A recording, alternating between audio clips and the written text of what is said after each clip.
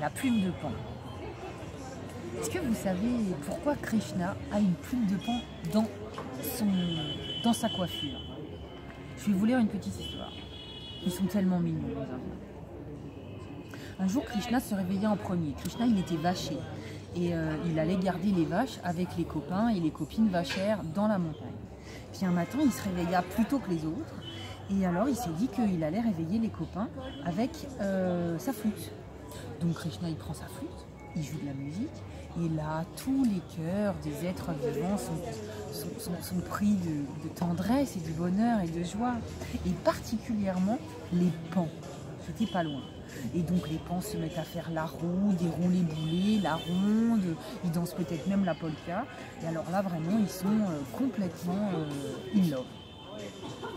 Ils en pleurent. Et donc, le roi des pans va voir Krishna pour lui dire merci, merci, mon gars, t'as hyper rassuré, ça nous a fait vivre une sorte d'extase sensorielle, musicale et dans le corps, puisqu'ils ont dansé sur cette musique enchanteresse de la flûte de Krishna.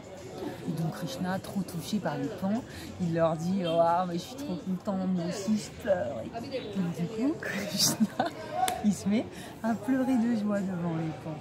C'est pas drôle.